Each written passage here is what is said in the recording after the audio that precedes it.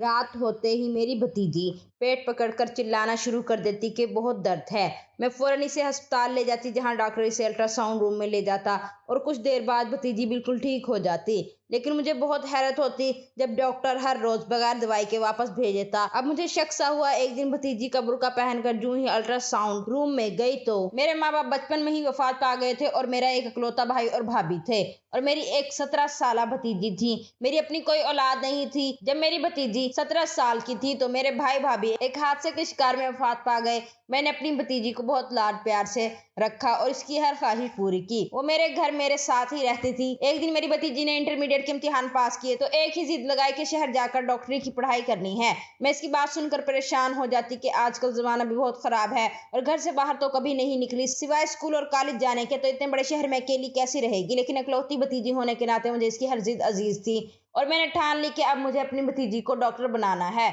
मैंने अपने शोहर से इस बारे में बात की तो मेरे शोहर ने भी बिला झिझक इजाजत दे दी। मेरी भतीजी बहुत खुश थी कि अब वो अपने ख्वाबों को पूरा करने के लिए शहर जाएगी, वहां पढ़ेगी और अपने ख्वाबों को पूरा करेगी। शहर की यूनिवर्सिटी में इसका दाखिला करवाया और इसे हॉस्टल में भेज दिया। मेरे दिल में 100 तरह के वसवसे थे, मगर फिर भी दिल बड़ा करके इसे भेज ही दिया और बहुत ज्यादा पैसा भी लगा। अभी तो आगे और ज्यादा लगना था। मैं घर में काफी परेशान रहती अपनी भतीजी को लेकर। मेरे दिल में धड़का सा लगा रहता कि कहीं कुछ गलत ना हो जाए। फिर एक दिन रात के वक्त मेरी भतीजी का फोन आया तो वो बहुत ज्यादा रो रही थी। मेरी तो जान ही निकल गई और रोते हुए बस एक ही बात की रट लगाए हुए थी कि इसे हॉस्टल में नहीं रहना, इसे घर वापस आना है। मेरी तो रूह फना हो गई। मुझे कुछ समझ ना आए कि मैं क्या करूं। मेरा शोहर भी काम के सिलसिले में बाहर गया हुआ था और मेरी भतीजी की हिचकियां भी अरूज पर थीं। मैंने अपनी भतीजी को तसल्ली दिलाई कि मैं इसे लेने के लिए आ रही हूं, बस वो चुप कर जाए और बताए कि क्या हुआ है। लेकिन इसने मुझे कुछ नहीं बताया, इतना ही कहा कि इसे हॉस्टल में नहीं रहना। मैं बेहद परेशान थी कि आखिर 2 महीने में ऐसा क्या हो गया जो मेरी भतीजी हॉस्टल में इस कदर परेशान हो गई और वापस आने की जिद कर रही है। मेरे शोहर काम से वापस लौटे तो मैंने इन्हें सारी बात बता दी। वो भी परेशान हो गए क्योंकि गांव से इस वक्त शहर जाने वाली कोई बस भी नहीं थी।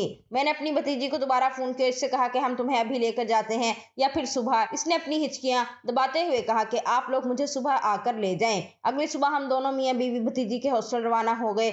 वहां जाकर हमने देखा कि हमारी भतीजी की हालत शदीद खराब थी। वो बुखार में मुब्तला थी और इस वक्त गनूदगी में थी। मैं इसके करीब बैठी इसका कंधा हिलाया और इसको पुकारा तो मेरी आवाज सुनते ही इसने अपनी आंखें खोली और मुझे देखते ही मेरे गले से लगकर ज़ारों को तार होने लगी। इसकी हालत देखकर मैं और ज्यादा परेशान हो गई।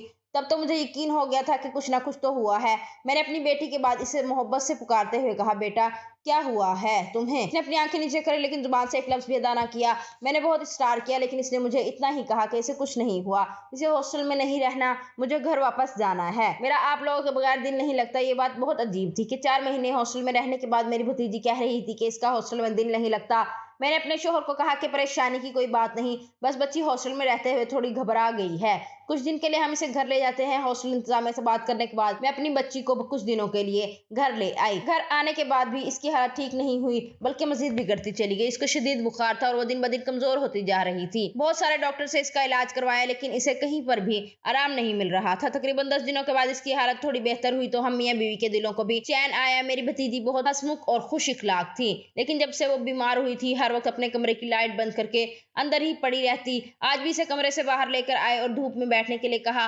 कुछ देर तो वो मेरे सामने बैठी रही लेकिन इसने कोई बात नहीं की। पहले तो वो सारा सारा दिन मुझसे बातें करते हुए थकती ना थी और अब इस कदर खामोश हो गई थी। अब तो मुझे चाह था कि आखिर हॉस्टल में ऐसा क्या हुआ है जिसने मेरी मासूम सी भतीजी को मुरझा कर रख दिया है। कुछ दिनों तक इसकी हालत बेहतर हो गई और वो बिल्कुल ठीक होकर पहले जैसी हो गई। इसको सेहतमंद देखकर हम दोनों मियाँ बीवी का खून बढ़ गया। मेरी खुशी की इंतहा न रही कि मेरी इकलौती भतीजी पहले की तरह सेहतयाब हो रही है। मुझे ये भी था कि इसकी पढ़ाई का भी हर्ज हो रहा है, लेकिन इसकी पढ़ाई सेहत से ज्यादा जरूरी नहीं थी। जब वो बिल्कुल ठीक हो गई तो मैंने इसे कहा कि बेटा अब तुम्हें यूनिवर्सिटी वापस जाना चाहिए, तुम्हारी पढ़ाई का बहुत हर्ज हुआ है। मेरी बात सुनकर वो बहुत परेशान हुई। मुझे इसकी परेशानी समझ ना आई। कुछ देर के बाद वो बोली कि आप ठीक कह रही हैं, मुझे वाकई ही वापस जाना चाहिए। जब मैं इसके रूम में गई तो वो तकिया मुंह पर रखे ज़ारों कतारों ने मैं मशगूल थी। मैं जल्दी से इसके पास गई, इसके मुंह से कपड़ा हटाया और इससे पूछा कि क्या हुआ है तुम्हें? कहने लगी, मेरे पेट में बहुत शदीद किस्म का दर्द है जो कि नाकाबिले बर्दाश्त है। मैं जल्दी से इसे चादर उड़ाकर अपने गांव के क्लिनिक आ गई। डॉक्टर ने इसे चेक किया, इसे दवा दी। कहने लगा कि ये दवा खाने के कुछ देर बाद ही बिल्कुल ठीक हो जाएगी। घर आकर मैंने इसे दवा खिलाई। थोड़ी ही देर के बाद जब मैंने इसकी तबीयत पूछी तो कहने लगी कि मुझे अब ज्यादा दर्द नहीं हो रहा। मेरा दिल अब हर वक्त बेजार रहने लगा। मेरी एक ही भतीजी थी और मेरी अपनी औलाद तो थी नहीं। मैंने इसे औलाद से बढ़कर पाला था और वो भी हम वक्त बीमार है। ये सोचकर मैं बहुत गमज़दा हो जाती। अब तो ये रोज़ ही होने लगा। इसके पेट में शदीद दर्द उठा।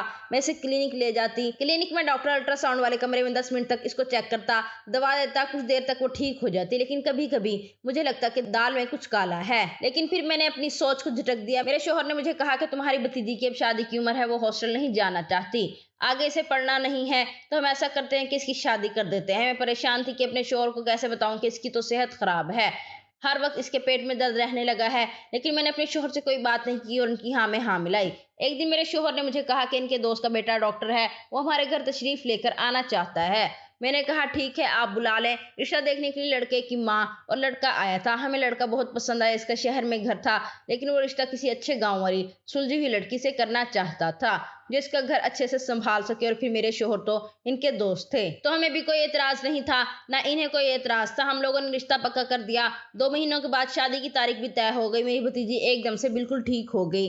इस बात ने मुझे हैरानी के साथ साथ खुश भी कर दिया। फिर वो दिन भी आ गया जिस दिन मैंने अपनी भतीजी को रुखसत कर दिया। इसके जाने के बाद हमारा घर बहुत वीरान हो गया। मेरी भतीजी हमें मिलने के लिए 1 महीने के बाद आती। मेरे पूछने पर वो हमेशा यही कहती कि मैं बहुत खुश खुर्रम हूँ। इसकी ये बात सुनकर मैं भी पुरसुकून हो जाती। फिर एक दिन एक फोन कॉल ने मेरे पांव तले से जमीन खींच ली। वो फोन मेरी भतीजी के ससुराल वालों की तरफ से था। हम लोग जैसे ही मेरी भतीजी के ससुराल पहुंचे, मेरी भतीजी ने बताया कि मेरी सास सुबह की गई हुई हैं और अभी तक वापस नहीं आई। पूरा मोहल्ला छान मारा, किसी ने इसे सुबह से नहीं देखा। हम लोगों ने दोबारा पूरा मोहल्ला छान मारा, लेकिन भतीजी की सास कहीं ना मिली। मेरे शोहर ने अपने दोस्तों के जरिए पुलिस वगैरह से भी राब्ता किया। पुलिस आ गई, लेकिन भतीजी की सास के बारे में कोई पता नहीं लगा सका कि आखिर वो कहाँ गई हैं। मेरी भतीजी के घर में एकदम से भौचाल आ गया कि आखिर मेरी भतीजी की सास कहाँ जा सकती है।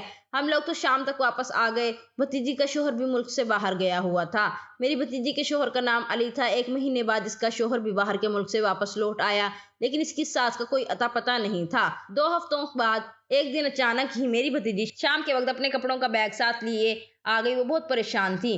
मैंने इसे बिठाकर पानी वगैरह पिलाया। इससे पूछा कि क्या हुआ है, तो मेरी भतीजी ने कहा कि फूफो मुझे माफ कर दो, मैं बहुत बुरी हूँ। इसकी बातें सुनकर मैं हैरान रह गई कि आखिर वो ऐसा क्यों कह रही है।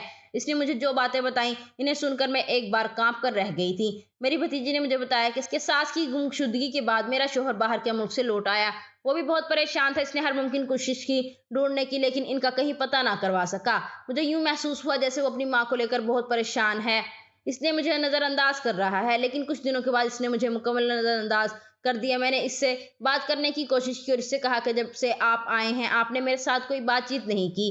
मेरा शोहर कहने लगा कि मैं अपनी सरगर्मी में मशगूल हूँ, मुझे किसी की परवाह करने की कोई ज़रूरत नहीं। अपने शोहर का ये जवाब सुनकर मुझे यकीन ही नहीं आ रहा था कि यही मेरा शोहर है, जो मुझसे इतने मीठे लहजे में बात करता था, अब इस कदर तल्ख बयानी कर रहा है। मैंने इससे पूछने की बहुत कोशिश की कि मुझसे कोई गलती हुई है तो मुझे बताओ, लेकिन इसने अपने लबों से कुफल ना हटाए। कुछ दिन के बाद मुझे यूं महसूस हुआ जैसे घर में किसी चीज़ की तैयारी चल रही हो। मैं किचन में आई तो मेरी नंद अनवा एक शाम के खाने बना रही थी। मैंने इससे पूछा कि खैरियत है, आज इस कदर तैयारियां किस बात की। इसने मुझसे रौब जमाने वाले अंदाज में कहा कि आज घर में मेहमान आ रहे हैं, आप अपने कमरे में ही रहना, नहीं तो अच्छा नहीं होगा। अपनी नंद का ये रवैया मेरी समझ से बाहर था। मैंने इससे पूछना चाहा कि मैं अपने कमरे में क्यों रहूं, लेकिन इस वक्त मेरा बहस करने को बिल्कुल दिल नहीं कर रहा था, इसलिए मैं खामोशी से अपने कमरे में चली गई। मुझे अपने कमरे से बातों की आवाज़ें आ रही थीं। मेरा शोहर और नंद दोनों ही बहुत खुश नजर आ रहे थे। मेरी तबीयत बहुत ख़राब थी, लेकिन मैंने किसी को नहीं बताया। पिछले कई दिनों से मुझे शदीद चक्कर आ रहे थे। आज भी मुझे शदीद चक्कर आने लगे थे, साथ ही उल्टियां शुरू हो गई। मैं बेहद घबरा गई। इस वक्त मेरी नंद मेरे कमरे में मेरे शोहर को लेकर दाखिल हुई। इसके मुंह से जो बातें निकल रही थी, इनको सुनकर मुझे ऐसा लगा जैसे अभी जमीन फट जाए और मैं इसमें समा जाऊं। अपनी जात पर लगाए गए इतने घटिया इल्जाम सुनकर किसका गुनाह पाल रही है जो इसकी ये हालत है। मैं तो चकराते सर के साथ बेड पर ढक गई। मेरा शोहर मुझे थप्पड़ मारते हुए बोला, बताओ सारा, तुम्हारे अंदर किसका गुनाह पल रहा है। मैं दिल में सोचने लगी कि एक डॉक्टर होकर ही ऐसा कैसे कर सकता है। मैंने पुख्ता इरादा कर लिया कि मैं इनको कभी भी नहीं बताऊंगी कि मेरी ये हालत किस वजह से है। मैं तो पहले ही चकरा रही थी, थप्पड़ों की वजह से बेहोश हो गई। मुझे जब होश आया तो मैंने देखा कमरे में कोई नहीं था। बाहर से मेहमानों के बोलने की आवाजें आ रही थी।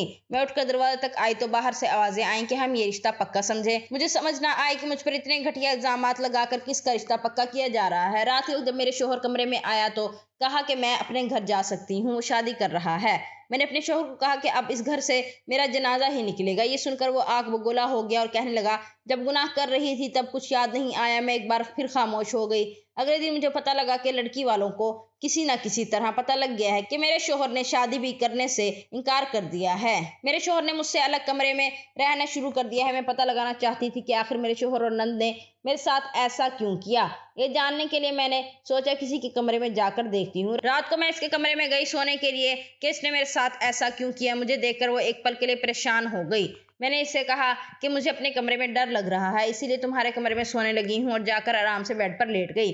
5 मिनट के बाद मैंने हल्की सी आंख खोलकर देखा तो कमरे के दरमियान में एक टाट बिछाकर इसके ऊपर कुछ बैठी पड़ रही थी, और ऐसा महसूस हो रहा था जैसे इसका ज़हनी तवाज़ुन बिगड़ गया हो।